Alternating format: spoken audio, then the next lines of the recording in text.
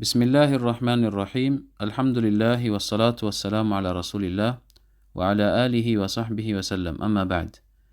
This is the third session in this series, Al-Mudhākarah, a series where we aim to benefit from the insights, wisdoms and experiences of various students of knowledge and hopefully also the mashayikh.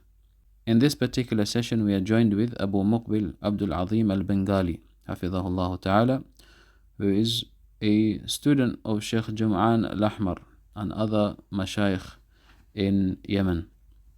The brother was there with Sheikh Jum'ān in his markaz in Say'un, Al-Qarn, studying with him for several months, and he came back to the UK to visit his family and take care of some personal business. So we had the opportunity to have this discussion with him on his experiences during those months of studies, and this inshallah hopefully serves as a insight for anyone who wishes to take the same path. I had failed to record the start of the session, which is why you can hear the speaker speaking from where he is speaking from. فيه علما سهل الله له به طريقا إلى الجنة. That whoever treads the path of knowledge, then Allah Azza wa Jal, He will make his path to Jannah very easy. And some of the ulama, they mentioned that the reason why this is because the path of knowledge is not for everyone. And seeking knowledge is something that is very hard. And in this day and time, you see that the people, they make it look like something easy, but na'am, it has its trials and it has its hardships. But Allah Azza wa Jalla says, إِنَّمَا الْعُسْرِ يُسْرًا. Very with hardship comes ease.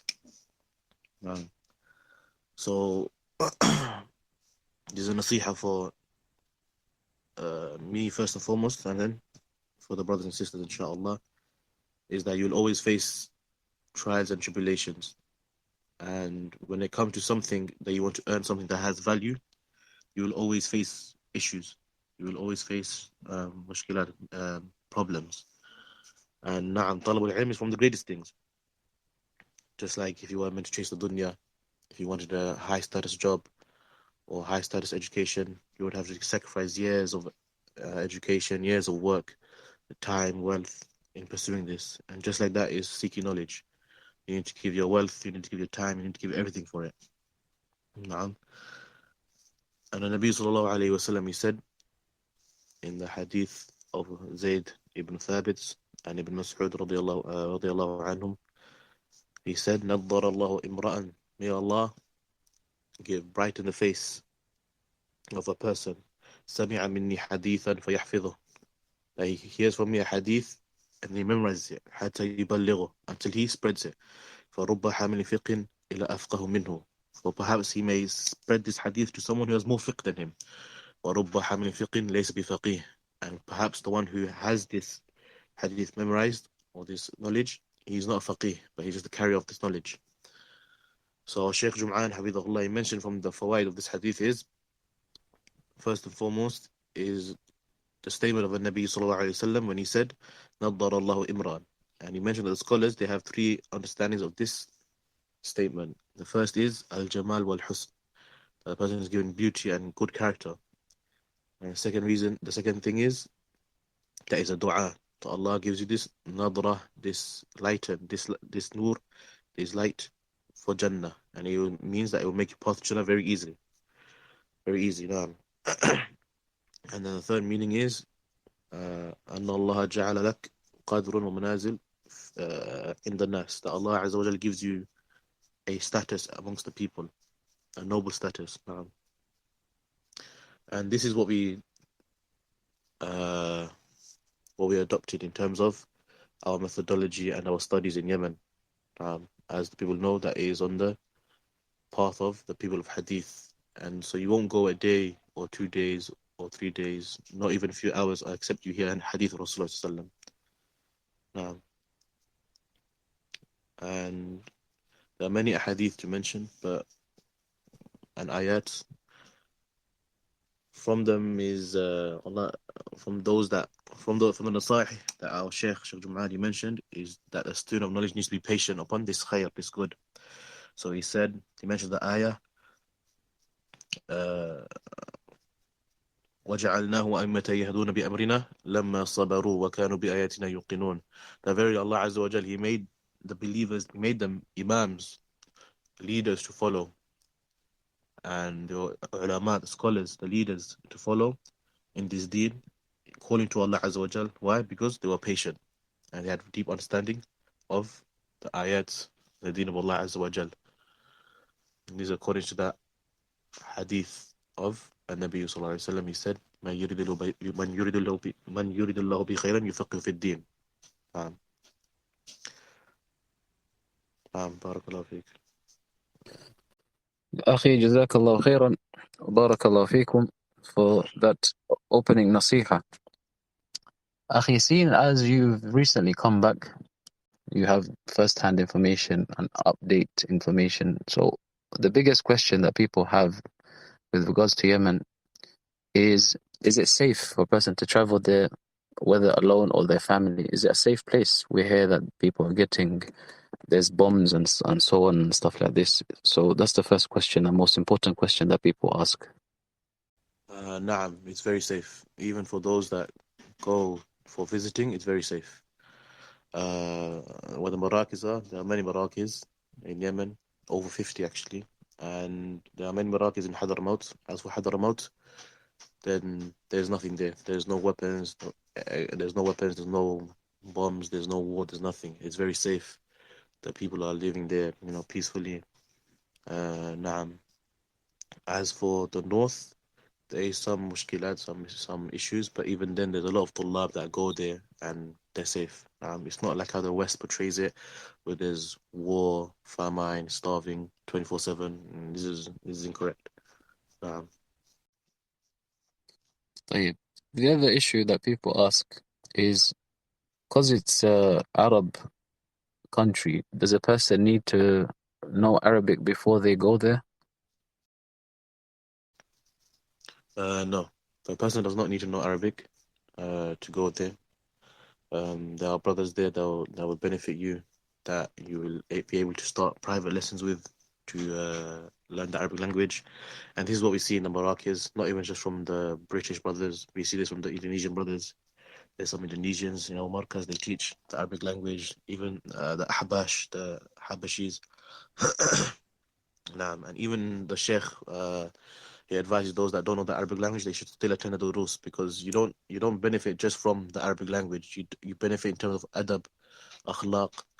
You even in, for example, one of the brothers mentioned that if something happens in the masjid and the sheikh is present, and you see how the sheikh deals with this issue or this scenario, he said that this is a dars in itself.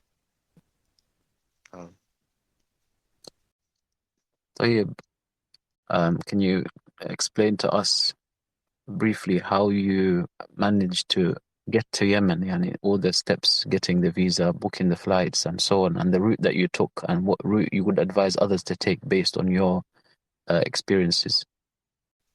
In terms of the visa, it's very easy. They give the entrance visa for $300.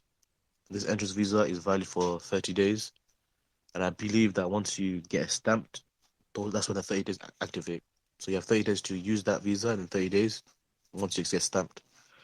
And the visa, the way you get it is you just contact one of the brothers, inshallah, and you send them a copy of your passport. Once you get a copy of your passport, they will give it to they'll give it to one of the brothers that's in Aden, and he will get you the visa. It's very simple and very easy. However, when I went, you did not need a HIV test. As for now, I heard that brothers, they need a HIV test. As for the way that I got to Yemen, it was very simple. It's the same way that many brothers do. So there's two ways. You can go by plane or by bus. As for bus, this is what I took. Going and coming back as well. So what you do is you go Saudi and then you do Umrah. As for Saudi, then there's two ways to get to Saudi. There's a cheap way and there's an expensive way. Alhamdulillah, I went for the cheap way. So what you do is you get a transit flight. I advise this only for single brothers that are going, because there is some kind of patience you will need. because the timings may be long. For example, you may go from here to uh, another country, and then you may stay there for like 10 hours, and then you have your next flight to Saudi. Naam. And this was very cheap. This was about £90 one way. Naam. And then from Saudi, you take the bus, which is about 200 Saudi Riyal. From there to Sayyun straight away. You go directly to the Marakis. Naam. And in Sayyun, you have the markaz of our Sheikh Yahya Al-Hajuri, ḥafidhahullāh, and our Sheikh Jum'ān, ḥafidhahullah. As for the طريق of as for the way of the plane, then you can get a flight from the UK to Egypt, and then from Egypt you can go to Sayyun or Aden. Now, and as for the other way is you take the plane to Saudi, and then Saudi they have every Fridays they have flights that go to Sayyun as well. What was the most difficult part for you in terms of getting into Yemen? I think the most difficult part is when you get to the border, because if you don't know Arabic, you can easily misunderstand something. But even then, they will help you. They will ask you, Jawaz, and they know some of them know English. But yeah, that's the only difficult part. Other than that, it's very easy because you take one bus. The bus has stops to eat, to go to the bathroom for salawat, and that's the only issue. The only issue is getting into that border. You traveled alone, yeah? Yeah. Again, that's the thing that I don't advise. Brothers should not travel alone. But yeah, I was in a scenario where I had to travel alone. But I advise brothers to go with someone or a partner. You know how people, they have trips to certain places. Maybe we can organize, inshallah, in the future, a rihla da'wiyah for brothers who are interested in going to Yemen, even for a short period, just to get a taste of how seeking knowledge is and see what all the fuss is about. So inshallah, maybe that's a plan, inshallah, for the near future, bi'idhnillah al-kareem. So yeah, it's a known thing that brothers, they come for visiting. So even if you don't come to seek knowledge and you come just to visit, you come for 1 month to visit or 2 weeks, then even then you'll benefit a lot, because then you'll be in an environment where you're surrounded by the people of the Sunnah. That everyone will do the acts of the Sunnah, and that you don't see any innovation, you don't see nothing. You benefit from the majalis of dhikr, salihun, the sitting of the circles of dhikr, of the righteous, of the students of knowledge. And one of the things that I always emphasize to brothers is that when you go Yemen, you're not sitting with a student. You're not sitting with someone that studied for 2 years or 3 years in Egypt, Saudi, or Yemen. You're sitting with a sheikh. You're sitting with someone who studied with Sheikh Muqbil for 15, 10, 15, 20 years. You're sitting with those ulama that were in the Maj, so on and so forth. That's true, akhi. I emphasize that as well in some of the classes when we're speaking, that sometimes people think that you have to commit long term for when it comes to seeking knowledge. And they don't look into the option of short term talab al-ilm, in terms of traveling for short term. You see people saving up, akhi, working, and then during summer holidays they'll go travel to Maldives, and the same amount of money required to travel to Maldives to have your enjoy your time in Maldives. If you was to use that same amount of money, you could probably go to a place and like Yemen and spend a month or 2 and 3 and benefit with the same amount of money, and you come out with so much more khair. So it's something that we try to encourage the brothers, and hopefully maybe when they hear this, inshallah, will be more of an encouragement. طيب, the next question, akhi, so after we've arrived in Yemen, in terms of living costs, could you give us like a rough guide of how much you need to survive on a monthly or yearly, annually basis? How much savings do people need to travel to Yemen? نعم. So with regards to traveling, so you need $300 for your entry visa, and then you need 200 Saudi or 300 Saudi for your bus ticket if you go on a bus. And then other than that, you just need spare money, maybe 20 or 30 pounds just for like food and things on the way. That's in terms of traveling to get there. As for your monthly expenses, when you're a student there, as for the single brothers they stay in the masjid, in the markaz, and some Marakis they provide pillows, blankets, mattresses. As for some of them may not. So, inshallah, when the brothers are there, the other brothers that will help you. There was a brother there that will help me. Two brothers, Jazakumul khairan, that they helped me getting mattress, pillows, blankets, and so on and so forth. And that is not very expensive. That'll probably be 100 Saudi overall, 200 Saudi maybe. Naam. And then, even then, in regards to like staying in the markaz, you don't pay for rent, you don't pay for electricity, and you don't pay for water, you don't pay for food as well. So you have your breakfast provided, you have your lunch provided, and you have your dinner provided. And you have everything, facilities for showers, facilities for bathroom, everything. The sheikh, he just wants you to study. Naam. Uh, Also, with regards to your monthly expenses, for example, then you might need some money for buying your notebooks and your pens and other things. And even then, it's very cheap. Maybe £10, £20 would be enough. Nah. And maybe for like terms of snacks, or if you want to go out and eat, it'd be very cheap. Maybe £10, £20. That's for single brothers now.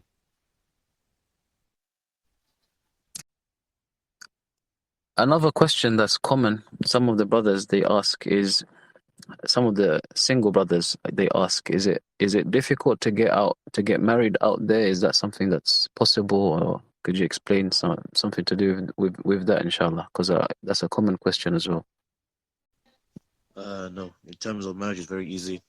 There's different ways to get married. You can go to a brother that knows, like their wife might know someone that wants to get, a sister wants to get married, or you can go to the sheikh and speak to him, and everyone they'll help you get married. Inshallah, it's very easy. There was one brother, he came 2 months after me, and inshallah his nikah is going to be after Ramadan.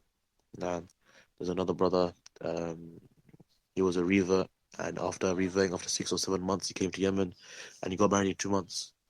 There was another brother who came, he got married in 1 month. It's very easy to get married there, alhamdulillah. And the people they love people of the Sunnah. They love people of the Sunnah. They love Tullab al-Ilm. And you might find an issue where they might not want you to go back to like the West. So some brothers they made hijrah, and it was easy for them to get married that way as well. And there's some families that don't have this condition. So it just depends on which family you find, and it's very easy to get married, especially with mahar. Mahar is cheap; it's not expensive. Even to get a house there is very cheap. There's one Indian brother; he has a small apartment or a house for 30,000 a month, which is about 18 to £20 a month. What you see generally is that the people they will have about 300 or 400 Saudi rent, which is about 60 to £80 a month. And the houses they're very big. They're very big, and they're bigger than houses in the UK. Nah. That's another question. How's the internet, akhi? How's the internet in Yemen? Alhamdulillah, there's internet, and yeah, in the morning is very strong. This is in terms of data. In the morning is very strong, and then during the afternoon, when there's a lot of people using it, it's a bit weak, but it's still good. At night is very good as well, and then that's with data. As for like actual Wi-Fi, then it's stable throughout the entire day. It's good enough. The reason why I know it's kind of good, yeah, is I see Abu Harun, Jazakallah khairan, he started teaching live. So that's a good sign, alhamdulillah. I'm trying to get him on one of these sessions, inshallah, bi'idhnillah al-kareem. He can offer us some advice once he's free. I think I've asked all my questions. I'm going to open the platform for others to contribute as well and ask questions.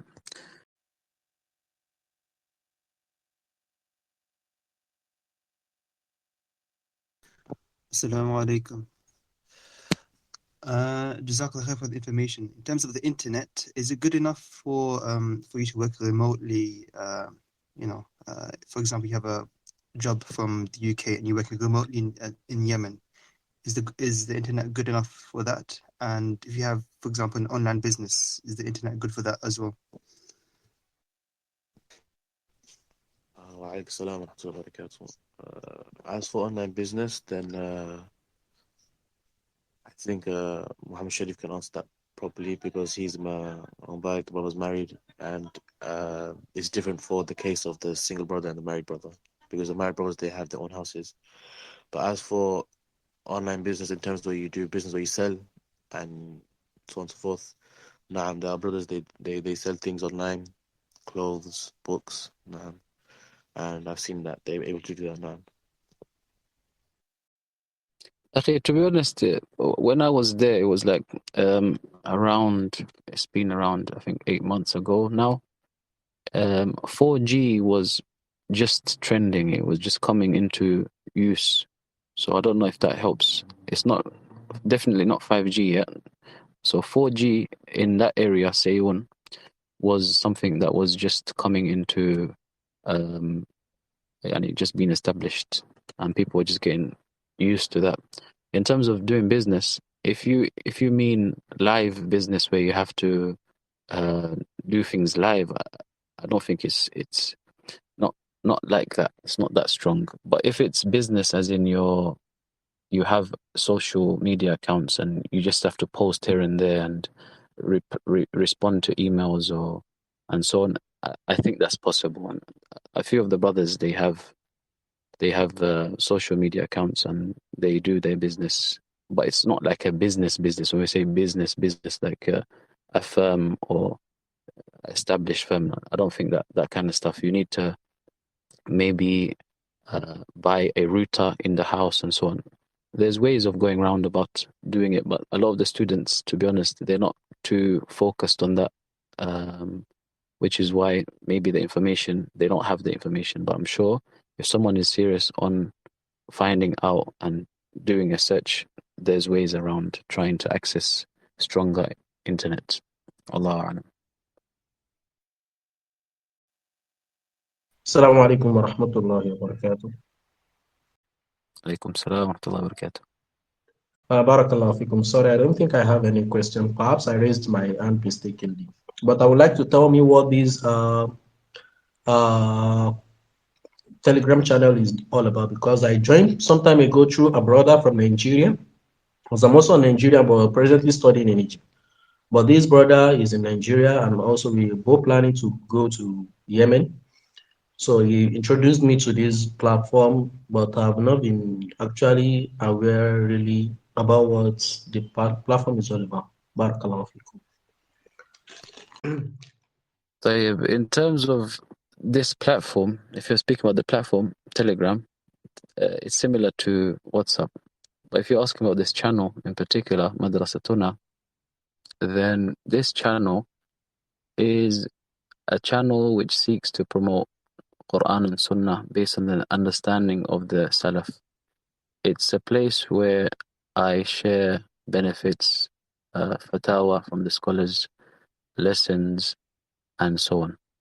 That's what it's for. We ask Allah subhanahu wa ta'ala to make it a means of helping the brothers and sisters all across the globe to draw closer to Allah subhanahu wa ta'ala. طيب جزاك الله خيرا. وإياك. Assalamu alaikum. Alaikum salam wa rahmatullahi wa barakatuh. In regards to traveling, you advise not to travel alone, but my circumstance, I think this will have to be my option of traveling alone. So if you don't mind, I have two summarized questions pertaining to the topic. The first is, why don't you advise others to travel alone? If you can elaborate on that, and also the traveling from the Omani border into the east of Yemen, near the Marakas of Sheikh Abdulhamid and Sheikh Abu Amr. Is that an option as well? I think there's an airport there, if I'm not mistaken. Can you give details about that? Barakallahu feek. Alaikum salam wa rahmatullahi. In terms of traveling alone, I should advise brothers that are going the first time they don't go alone because they may face something that might come as an issue because of misunderstanding. Whereas brothers that have been there before, or someone maybe you're going with someone that has a better understanding in Arabic, they can also help. As for the Omani border, then inshallah, Abu Isa can answer that. In terms of the Oman border, from what I've heard and gathered from some of the brothers, and I'm hoping some of the brothers here can help us with answering some of these questions because they have up-to-date information. But from what I remember, is the only issue, you can definitely get into Yemen from the Omani border if you have your papers intact and everything is up to date. But the only issue, from what I remember, is if they stamp your passport in the Omani border and then you try to renew your student visa later on, it can be problematic because students generally they renew their visa in Aden, and Aden they don't really consider this stamp to be official, which might be problematic. But I need to confirm, inshallah. If I do get confirmed information of what I'm saying now, because I'm unsure if this is updated information, I'm going to, inshallah, write a post and get one of the brothers to confirm, inshallah. Have visitors from the United States, have they had more problems than visitors from the UK? So that's a question that I'm going to get some of the American brothers, inshallah, to answer and see what they say. But from my experiences with the different brothers, what I've seen is that the Indian brothers, they get the most problems. That's what I've noticed. And even though they get the most problems, you tend to find that they are the most of the foreigners in Yemen. They are the ones who make up the most numbers when it comes to the foreigners. Subhanallah. Even though they get the most problems, from the problems that I heard they get is if they see that the government, the Indian government, may Allah give them what they deserve, if they see that someone has gone into Yemen or they have a stamp from Yemen, upon arrival in India, they get their passport taken off them. So despite all of these hurdles that they know is going to happen to them, subhanallah, they come in droves and in numbers of students from India is a lot more than any other foreign country. So I don't think you're going to face as much problem as these guys. But they don't seem to be disheartened by this. Rather, it seems like most of the ones who come, because of that they have no other alternative. It seems that that's only something that's stirring them and driving them further to seek knowledge and make hijrah. I don't know, maybe sometimes when you have other options, you're not as serious. But what I've seen is the fact that they have no other option, and returning back to their country for some of them is not an option. They have to strive in seeking knowledge. They have to strive in making ends meet, and they are settled in Yemen, and they make hijrah. Jazakumullah khairan. Well, Assalamu alaikum wa rahmatullahi wa barakatuh. Alaikum salam wa rahmatullahi wa barakatuh. حياك الله أخي الكريم. I have a question.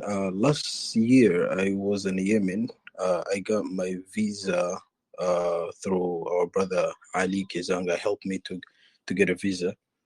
But they didn't ask any tazkiyah. Abdurrahman did not ask any tazkiyah. So I'm wondering, because this October, inshallah, I'm gonna go there for like second knowledge. I don't know if he's gonna ask me the tazkiyah, but I've been there. I was there in Markaz for a couple weeks. Markaz Abu Bilal Al-Hadrami, and then I went to Sayyun also, visit all the Marakis over there. And that's my question. Where are you speaking from? Just to understand. From America. Okay, mashallah. So I think you may have answers for Abdul Hakim, the brother before, who's also sounds like he's from America.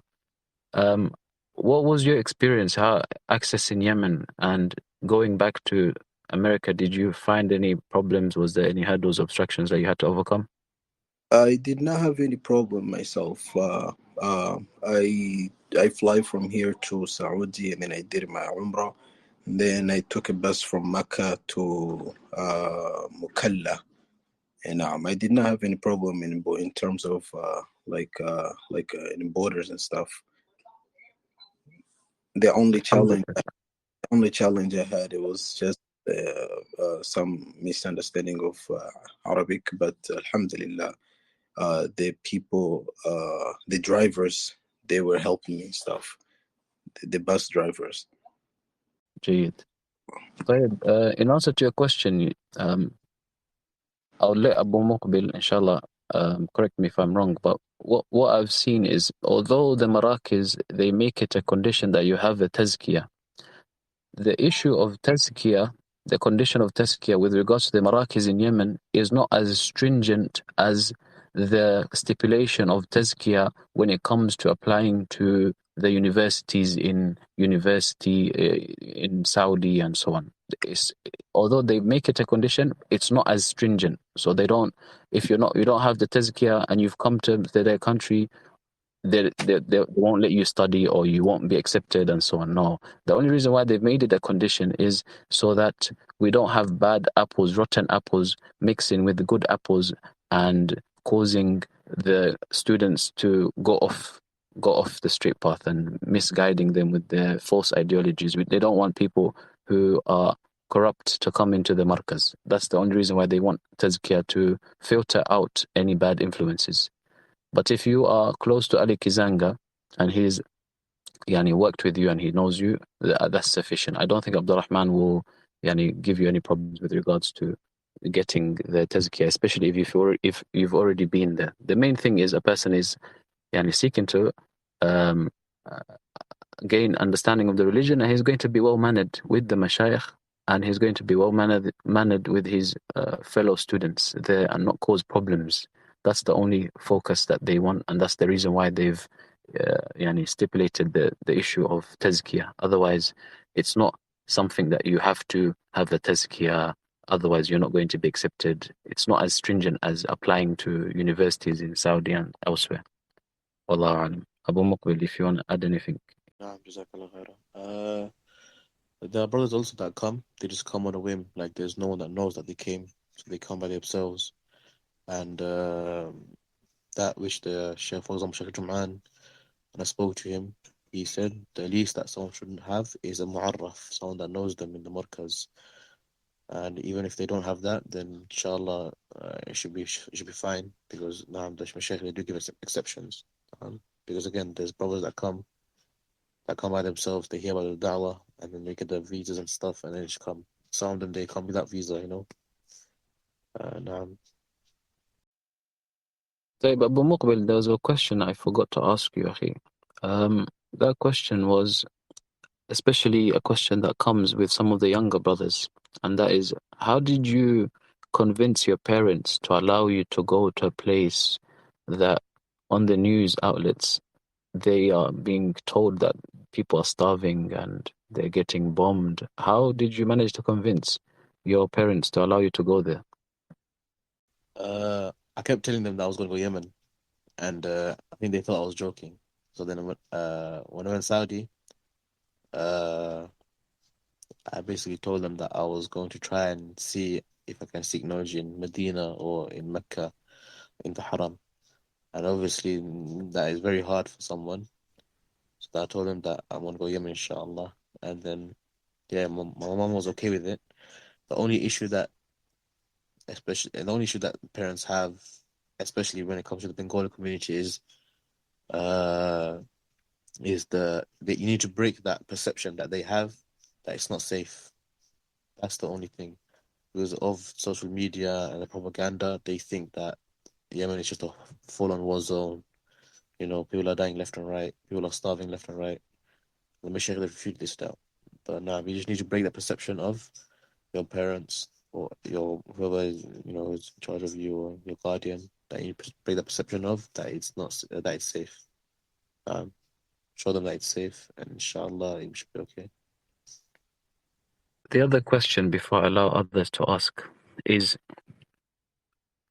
you had other options, and a lot of people have other options, but why did you choose Yemen? Why Yemen over all the other options? There's a lot of reasons, to be honest. In terms of Yemen, and even Sheikh Jum'ān, Wallahu Alam, he said this, Wallahu Alam, to how truth this is, but from that we've seen since the time of the merge, this has been a reality that you don't find anything like Yemen, that you will not find any good or the khair like Yemen. You won't find a da'wah in terms of the Sunnah, the Quran and Sunnah. You don't find it as strong as Yemen, especially when you have the ulama, they're scattered everywhere. Like there's no one that can say they don't have access to the ulama. Naam. In terms of seeking knowledge, is the best place. You don't have dunya, you don't have nothing to distract you. As for places like Medina, Mecca, Egypt, you have dunya, there are things that if you're not serious and you're not able to be independent in certain things, then it can easily distract you. And if you don't have discipline, you can get easily distracted. No. Even if you're not disciplined, even in some of the Marakis, there's one brother, he told me that outside of one of the markas, there's a place that you can play pool, and there's food places and stuff like that, you know.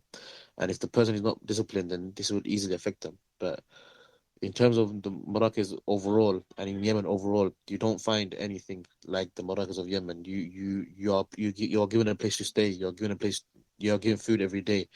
Anything that you need, the brothers will help you. And then all the Mashaykh want is for you to come and study. And you see this even from the time of the Maj, from the time of Sheikh Muqbil, and then Sheikh Yahya, then after the war. You see this, it's the same thing that you study, and your entire life or your entire day is given to talab al-ilm. And you don't find this in other places like this. Sorry, Afwan. Just to add, Sheikh Abdul-Rahman Ulayan, the Naib of Sheikh Jum'ān, the substitute teacher of Sheikh Jum'ān, when Sheikh's not there, he mentioned that some of the people, they have this negative perception of the Yemeni ulama, and the Yemeni ulama, they're free from this. And he mentioned that these people, when they speak about the Yemeni scholars, when you mention Yemeni ulama, you have a negative perception, and you think that the people that just busy themselves with talking and so on and so forth. قيل وقال. But Sheikh Abdul Rahman Ulayan, he defended the ulama, and he said that if you come Yemen, when you come to the Marrakez, when you come to the Dawar of Ilm, Dawar of Hadith, Darul Hadith, you will see that we are people who finish Bukhari, Muslim, Kitab al-Tawheed. You see these big books, these big books that you see them completed. Even now, Sheikh Jum'ān is teaching Kitab al-Siyam of Surah Nasa'i. The day before that was Abu Dawud. The year before that was Muslim. The year before that was Bukhari. Even recently, when I went after 2-3 months, we finished Jami' al-Sahih of Sheikh Muqbil, and the Sheikh started again. So when you go Yemen, it's not, people have this perception that just because it's not one of the Jami'at, it'll be very hard for you to seek knowledge. It's not very hard. In fact, it's easier because you're in that environment, and it's very easy. And the people have said this even in the times of the Maj, that spending 1 year in the Maj is better than 4 years in the Jami'at, the universities. And you see this even today. You complete books that you will not be able to complete, even for example in the West. For example, Kitab al-Tawheed, one of our teachers, he completed teaching it, and it almost took him 2 years because he had one lesson every week. In Yemen, you'll finish it in a month and a half, and then you go to the next book. You have so much khair there. And as the Sheikh said, Sheikh Abdul Rahman Al-Ayyan, that you'll be from those who complete books. No, it's not something where you just memorize something small or you complete a small text. You'll complete books. One question I had I forgot to ask was, with the timetable, could you give us a overview of the timetable of an average student, not someone who's serious and not someone who's lazy, just an average student, from the time he wakes up to Isha on an average day? What lessons does he do and what does he do during this day? So normally the students they wake up for like an hour before Fajr, and they do Qiyam al-Layl. As for those that don't wake up, they just sleep till the Adhan of Fajr. And they would wake up, do the necessities, and then they will get ready for Salah. Once the Sheikh leads us in Salah and we pray our Salah, everyone in the markaz, they focus on Quran from Fajr till Shuruq. everyone does Quran, whether it's hifdh or if it's muraja with your partner. Everyone is focused on the Quran.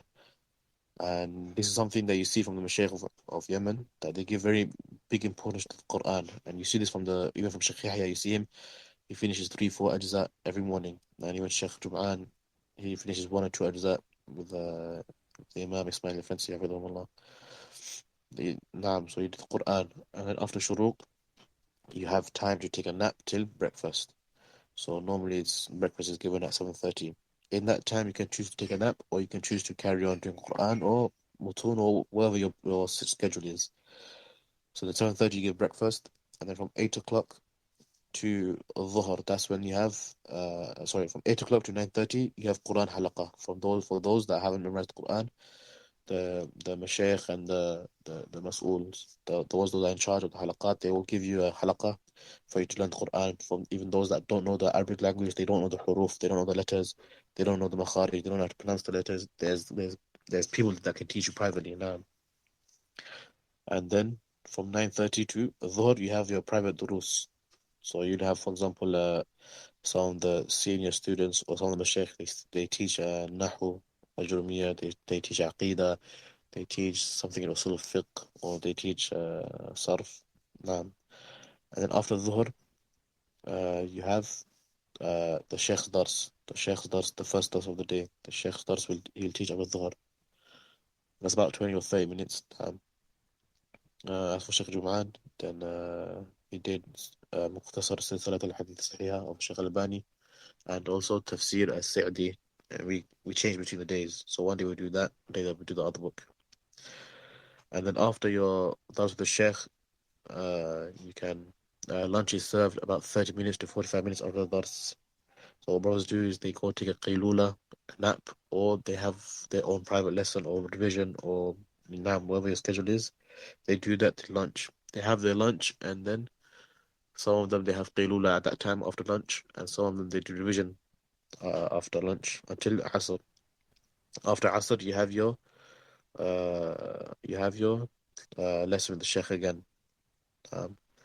So the Sheikh he teaches again after Asr, and this was Jami' al-Sahih mimma laysa bi-sahih by Sheikh Abu Muqbil AbdulAdhim Al-Bengali, and this was every day. The Sheikh taught this every day. That's what Sheikh Yazmar, because I believe he teaches Sahih Bukhari after Asr. And then after that dars, you have your time till Maghrib. So you can do if you have a private lesson, you do your private lesson. If you have muraja with someone where you have to read Quran with your partner, you do that. Or if it's your time to memorize, you memorize. And then after Maghrib, between Maghrib and Isha, you have the Sheikh starts again. So the Sheikh Jum'ān, he taught Sahih al-Bukhari and Al-Jami' al-Bayan al-Ilm wa Fadlih by Ibn Abd al-Barr.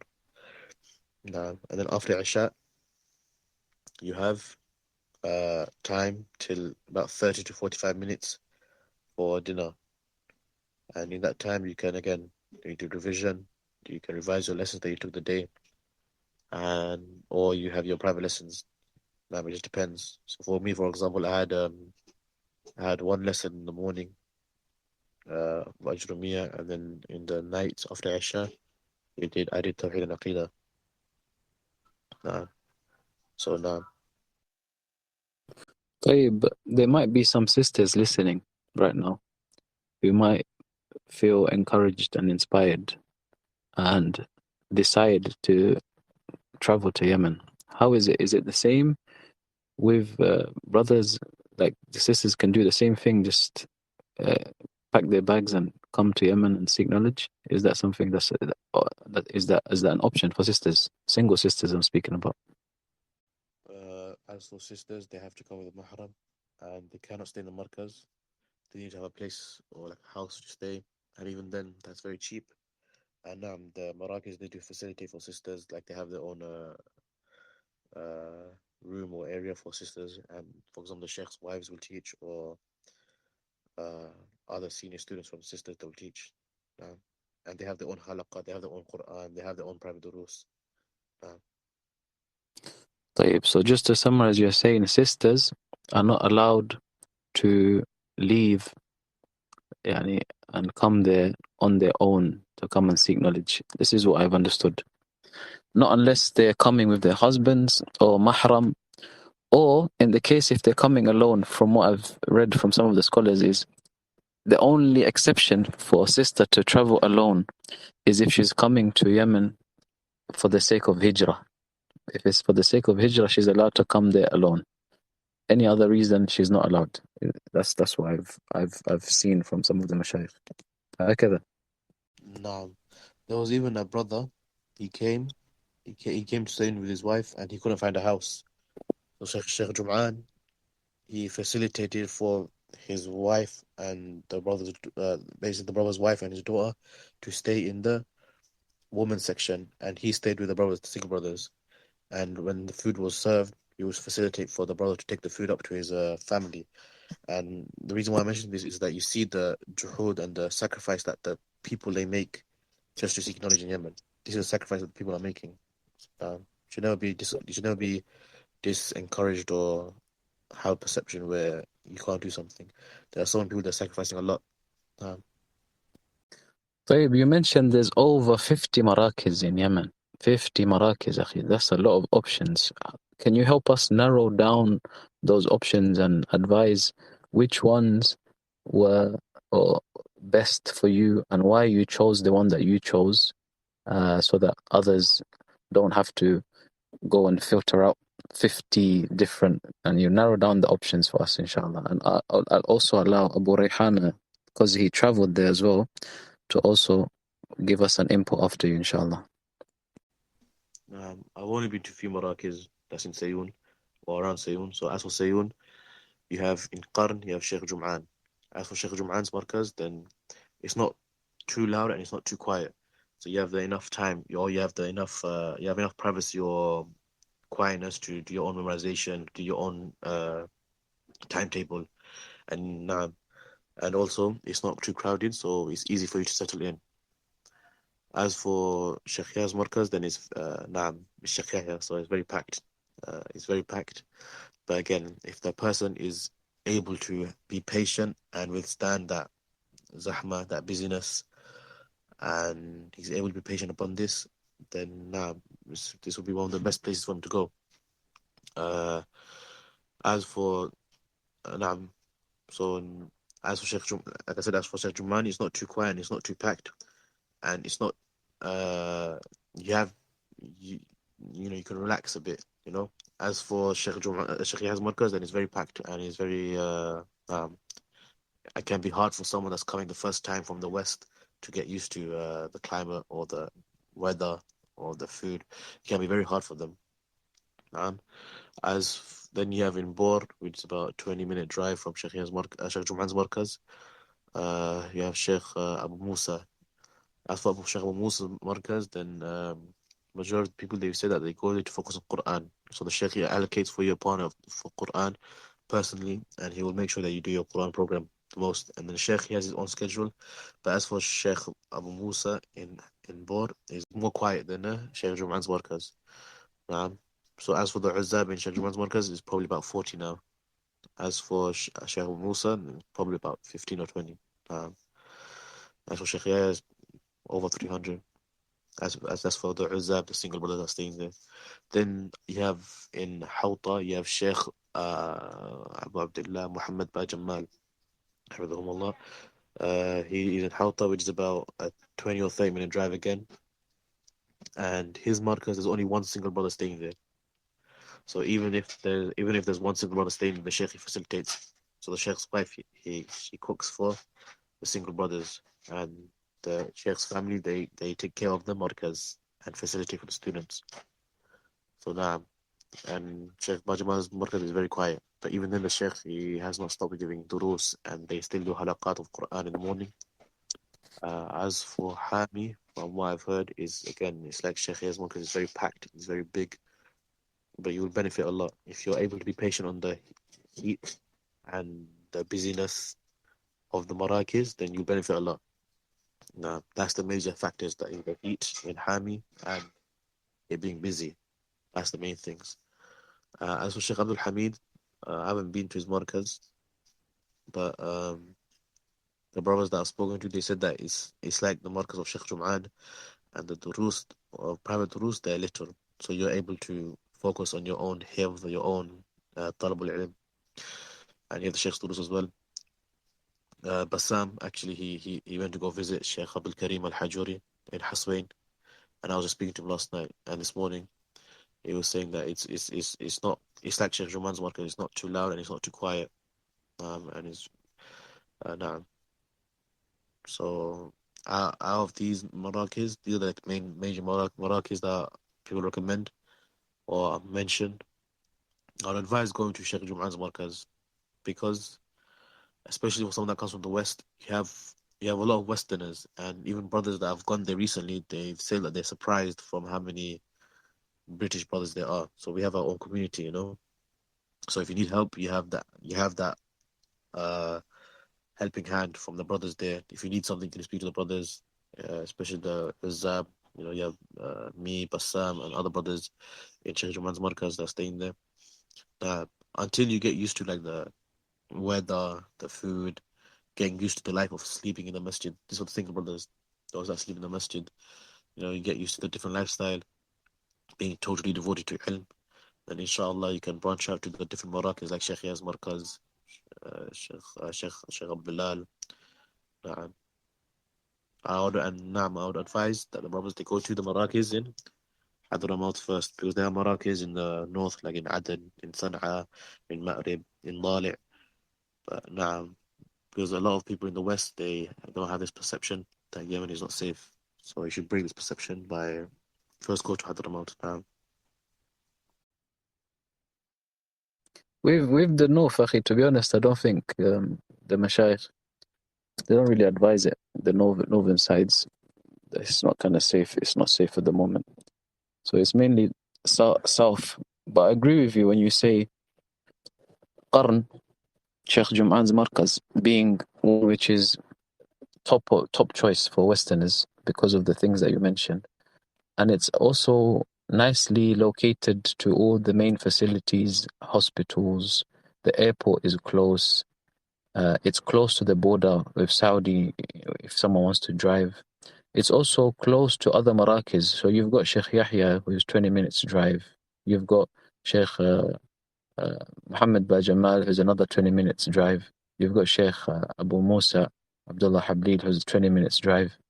And you've got other mashayikh who are teaching in the markaz of Sheikh Yahya under him, like Sheikh Muhammad Al-Ansi, Sheikh Abu Ammar Al-Hawbani, and other mashayikh. Abdullah Al-Khawlani also is based there. So you can benefit from different mashayikh. And the fact that the brother mentioned there's a lot of foreigners, that can be a double-edged sword. For someone who has a lot of discipline, that's good. And you can get along with your brothers and still hit your targets and stick to your schedule.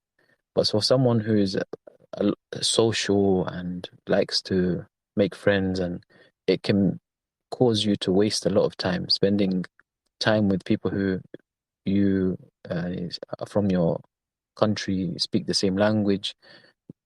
You get to socialize a lot, and that can waste a lot of time. So for some people, they don't really like that. They ask, where are the foreigners? And then they run away from where the foreigners are. They go to places where they don't know no one, so that they can focus on their durus and so on. So it's good to have this transparency and give you all the information, so you can decide based on your own, you know yourself best. Wallahu alam. Abdul Hakim, akhi. No, Abu Rayhan, actually. Abu Rayhan, what do you think as a visitor, akhi? So Abu Muqbil is someone who's been there. So he's صاحب البلاد. As a visitor, what do you think, akhi? What's your recommendations? Personally, when I got there, I landed at Markaz Sheikh Abu Bilal. First, had Muhammad ibn Adnan. He came to pick me up at Mukalla, and we prayed at the masjid Markaz of Sheikh Abu Ammar Yasir Al-Adani, ḥafidhahullāh. And we had a darsa there. It was very packed. I can say that it was very packed over there, and we went to Markaz Sheikh Abu Bilal, and also was very, very packed with the students. But I talked to some of the brothers there, and they were telling me, for those brothers who want to to have more supervision of the sheikh, like those who are like beginner, most of them, they traveled from there. When they get at the Markaz Abu Bilal Hami, they moved from there, and most of them, they go to Al-Mahra, to Sheikh Abdul Khaliq Al-Amadi. And they mentioned about the sheikh is like very, very strict in terms of make sure the students, they're on top of their memorization of the Quran and other stuff. That is what I'm thinking of going, because I want to make sure I complete my Quran with a strong memorization. And after that, I went to Sheikh Abu Hamza Hassan Bashuaib. I went there, and then I found only a few brothers, very quiet markaz, very quiet, in a quiet place. Meet Sheikh there and some brothers. I think is also like is also like markaz of Sheikh Jum'ān, in terms of the place like being quiet and few students over there. And then after that, a couple of days after, I traveled to Sayyun. I went to Sheikh Abu Musa Hablil. Then I went to Sheikh Jum'ān and Sheikh Aba Jamal and Sheikh Yahya. And the brother have mentioned all the information about those Marrakech. And now, in fact, I came the same day as brother Bassam. We met at Mecca, mashallah, in the bus station, and the other brother. And now, MashaAllah. That's is what you mentioned there is another factor. When it comes to considering which markaz to study, you mentioned another factor, and that is the strictness of the markaz, the rules being applied. For foreigners, you tend to find that they come from a place where they've been given a lot of freedom, and they don't want to go to a place where all of their freedoms are going to be taken away from them, and they have to attend at this time and this time and this time. So with foreigners, when it comes to choosing Marrakech, you tend to find they choose places where the rules are not stringent, and they allow them, because coming from a place where you're attending, for most of the people who are seeking knowledge in the West, I would say maybe once or twice a week lessons. You're twice a week, average a week, twice a week, to a place where you're studying 3 times a day minimum, because all of the Marrakech, all of them, all 50, I believe, the Sheikh would teach after Dhuhr, after Asr, and after Maghrib, between Maghrib and Isha. 3 lessons minimum. Those are the ones that you have to attend, not to include the ones which are private, based on individual needs. So if you're forced to attend these 3 lessons, and the rule is stringent, and if you don't attend, there's repercussions, that's another factor that causes a lot of students to choose where they need to go based on their own selves. But I would say if someone is not disciplined, if someone does not have discipline, I think these rules and the strictness will, inshallah, help them. And the fact that you said you want to go to Sheikh Abdul Khaliq, that's an indication that a good choice, because I know a lot of brothers there from Kenya. I don't know if you speak Swahili. Is that one of the reasons why you chose to go there? Because there's a lot of Kenyan brothers there, and they've all mentioned good things. I speak Swahili, alhamdulillah, but that's not the reason. But the only thing that motivated me and want to go there is that I heard that some brothers are telling us that like every day you must have like 2 halaqat, the new memorization and the muraja, the review.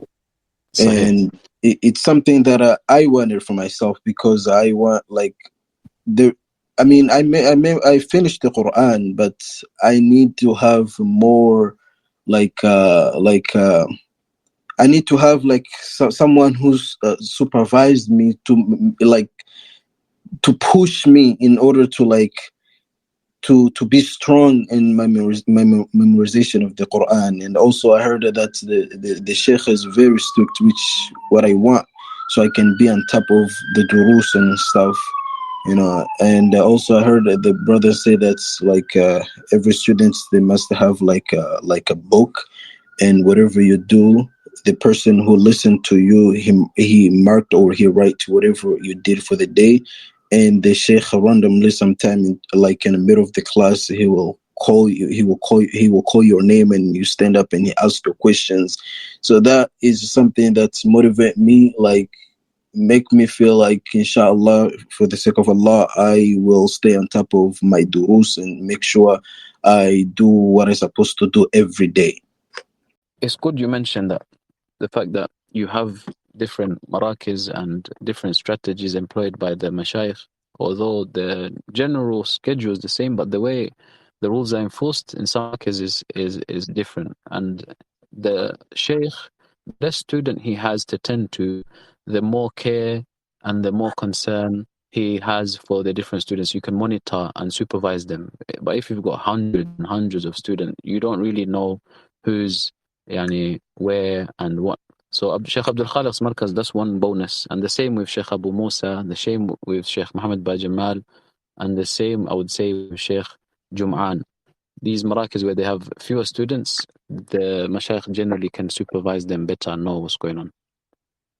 We're going to allow our brother Abu Tariq Al-A'rabi to speak, inshallah. Alaikum salam wa rahmatullahi wa barakatuh. I wanted to ask about the markaz in Hami, because that's where I'm most inclined to go to. So I just wanted to ask, I have three questions, inshallah. Sorry about if it's going to be long, but I wanted to ask, what's the markaz like as well? That, because I'm hearing is far away from all the cities.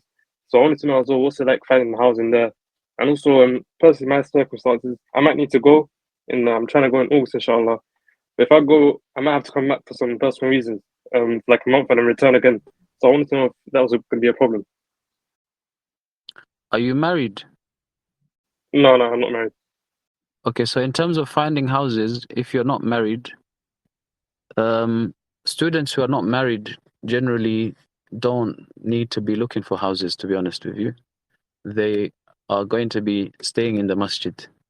And if you're inclined to staying in the masjid as a student who is not married, you're going to have to consider number of students in that markaz, because the more number there are, the more cramped it is. Finding a space can be a bit difficult sometimes, and when you have a lot of people sleeping in the markaz and so on, it can be a bit difficult, especially when you have to deal with people from different cultures, different backgrounds. Sometimes you have to have a lot of sabr. Do you understand? Especially with Yemenis. A lot of the Yemenis, this is one thing that all foreigners will tell you, that the Yemenis, they kind of have this, they're very generous and nice, but they kind of rough at the same time. And they kind of, they have this kind of Bedouin kind of type of approach. So they might, it's not like here UK where someone holds the door for you, oh please, thank you, and these kind of things. Someone will just open the door and go, and the door will close on you, unless they're student of knowledge, have taken ilm and so on. But you tend to find certain people who, they are like this. So you have to have a lot of sabr. So that's one thing I'm saying to you, is that if you're going to be going to Hami, there's a lot of students. And from what I know is single students don't rent houses. So it's not an issue where they look for houses unless you're looking to get married. So that's when you start focusing on finding houses. And the Sheikh, I don't think he'll give houses or help people find houses if they're single, because they have a backlog when it comes to finding houses for those who have families, and they're given priority. So maybe you might want to consider Qarn or Sheikh Abu Musa's place. These places are quiet. and you inshallah get all the things that you are looking to get from Hami in those places as well. Okay, And I if had you want, two more questions as you well. said the other question about going back. You said you wanted to go back. Yeah, they have this, and Abu Muqbil inshallah will clarify. There is the option of khuruj awda, where you have you on your visa you can extend it for like 3 months, leave the country and then come back. Abu Muqbil inshallah will clarify further. Nah. So Khuruj al-Awda, you get a 3-month exit exit and return visa. So you can leave the country for 3 months and then come back within 3 months. Now, some brothers they said they can get 6 months, but again, that needs confirmation. I haven't seen anyone do it. But generally, if you're going to go out for 3 months, you can get this. But if you go out and you don't come back within the 3 months, and you do have that 3-month exit and return visa, some brothers they said that when they came back, they just had to pay a gharama, like a fee, because they overstayed that exit visa. And some of them they said that you should just cancel it, and then when you come back, come with another entrance visa. I had one more question as well. In Hami, I'm guessing there's no like ATMs or nothing like that. So how cash and all that? How am I meant to take out cash and things like this? With cash, what I've seen, what worked for me when I was there, is you'd have money in your account, and then you download on your phone this app which allows you to send money. I can't remember right now. Could you remind me, Abu Muqbil? I forgot the name of it. You have MoneyGram, Western Union. Yes, MoneyGram. That's the one. MoneyGram works best. So you have MoneyGram. You send from your account to yourself, and then you can go to one of the, they're not really banks, but it's places where people deposit their funds and send, like Umqi and these kind of places. You have them branches everywhere, and you go with your ID and pick up however much you've sent yourself, and there's a limit. I think obviously not thousands and thousands. What you need, and it may be 100 a week or average, Allah Alam. So that's the option that you have. If you don't want to carry a lot of money with you, you just keep it in your account and then send it to yourself every now and then. There's also some ATM in Qatar. No. Is that all your questions, Akhi? Yeah, that's all. Jazakallah khair. Jazakallah khair. That's all I want to know. طيب بارك الله فيكم. السلام عليكم ورحمة الله وبركاته. عليكم السلام ورحمة الله وبركاته. جزاكم الله خيرا. So I have some questions regarding what some things Abu Muqbil has explained. But number one of these questions regarding the tazkiyah, do I have to get tazkiyah from any sheikh, even if it is not known by the Salafi scholars in Yemen? So far is a Salafi, or it should be a sheikh who is known by the Salafi scholars in Yemen. This is number one. Secondly is that regarding houses, I am married, alhamdulillah. So Akhi, 1 second. Sorry. Let me answer that first question before we go on to the second one. Yeah, just quickly. You see, the issue of tazkiyah is not it's not needed, or it's not a requirement that the one who's giving you the tazkiyah be a sheikh or not a sheikh. It just needs to be someone who is known to the mashayikh in Yemen. It could be a student or a mashayikh, or it can be a sheikh, or someone who's known to the mashayikh in Yemen, the markaz that you're going to study, who can basically say that this person is not going to be a troublemaker. That's what the tazkiyah serves. Wow. You understand? It's just to prove to the sheikh that this person is coming, and he's not going to be a nuisance to this markaz, and he's not going to give you trouble. That's what it is. It's not like this person has memorized kada or kada, let's take him. No, it's not like that. Secondly is about the house rent. Like, I don't know if they pay monthly or yearly, so I don't know if it is monthly. Like, how much can a student of knowledge prepare, even if he's married? But with regards to bursaries or the help from the Marakiz, I would advise people not to depend on that, not to make I'm not talking plans. about that at all. Oh, sorry, go on. I even meant how much should a student of knowledge prepare to pay as house rent? Oh, okay. طيب, Yeah. نعم. Before answering your question, let me just advise with regards to that, because some people, they are, and it's true that the Marakis, they help the students, families especially, by giving them ration and helping with rent.